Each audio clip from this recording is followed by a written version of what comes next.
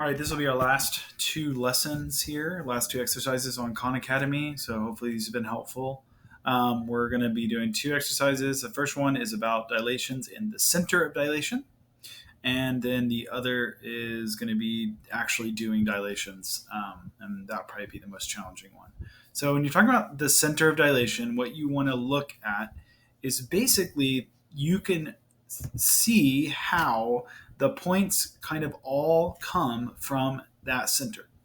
So, in other words, if I were to draw a line connecting each of these points, and this is going to be weird, these are going to be really wonky lines, so I apologize in advance.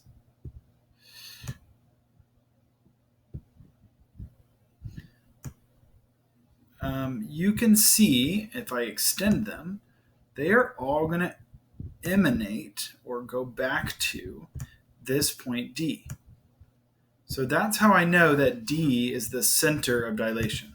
Again, I know that those are really weird lines that I just drew, but you get the idea. It's that these lines that we draw connecting the 2 points that go together all converge on D. So that's got to be the answer. All right.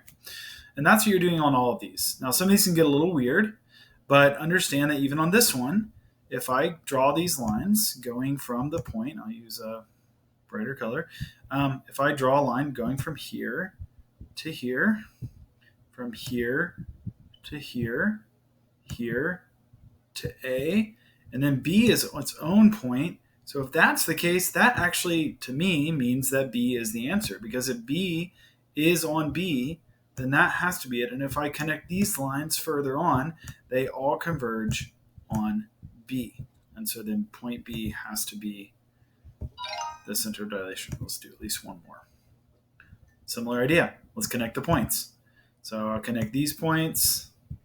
I'll connect these points. I'll connect these points. And I'll connect these points. And I can see that if I extend them, all they go towards point C. And so point C has to be the answer.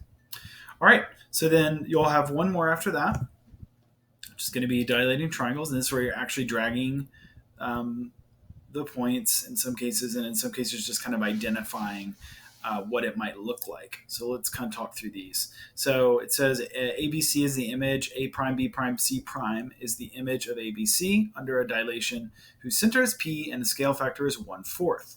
So notice that P is here, which means that if I'm looking at this correctly, my point of A, B, and C all have to be along the same line as the original A, B, and C.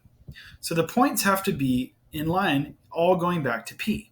So let's look at the examples that were given and see if that's true on all of them. For instance, in this one, this point right here and this point right here do, but if I connect these points, they don't go back to P.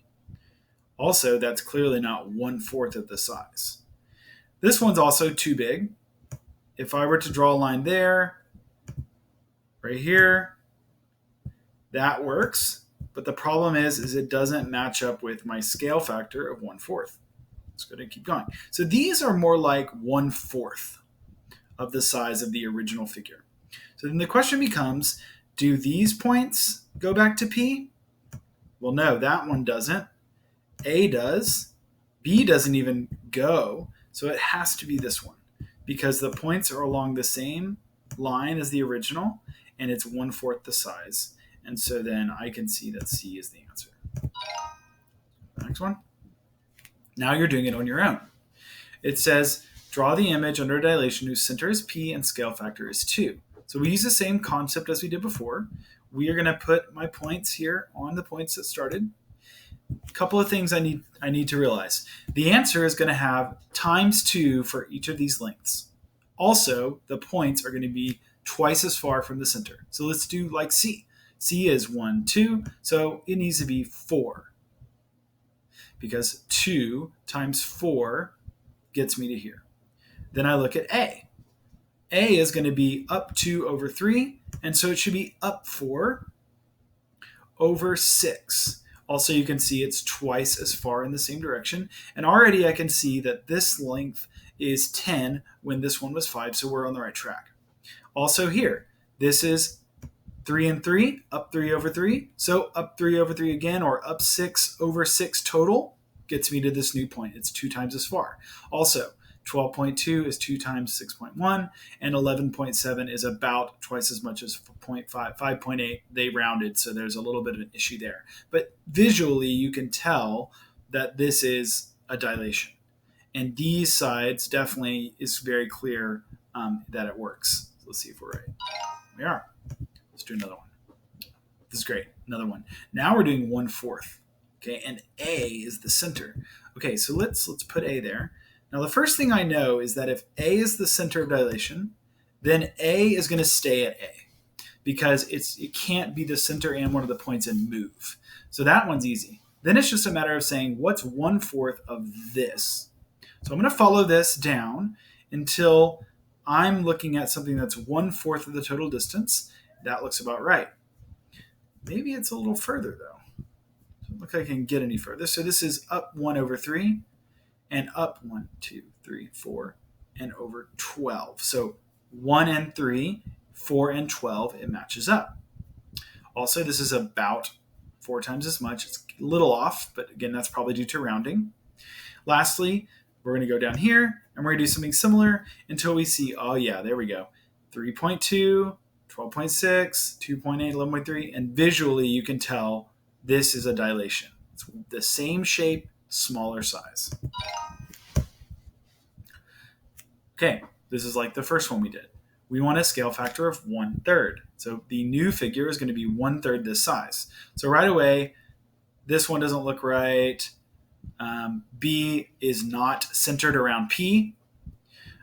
C is centered around P, and D is centered around P. So those could be answers, but this one is clearly 1/3. It's really common sense at this point because you know something's going to be 1/3 the size. It's going to look basically like this. Let's see if we're right about that. We are. All right, so that's it. Please reach out to me if you need anything. If you need more clarification or more help, I'm happy to do a call with you and talk through this live. But hopefully this is helpful.